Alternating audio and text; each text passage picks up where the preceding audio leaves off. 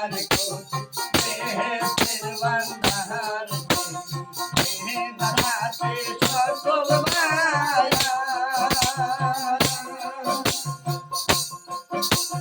দোয়া করো ও মুর্শিদান কাকে রে জান হও কান্দার বাবা কাকে রে জান হও কান্দার আল্লাহকে জানাই সালাম বারে ভাই গো আল্লাহকে জানাই সালাম বারে ভাই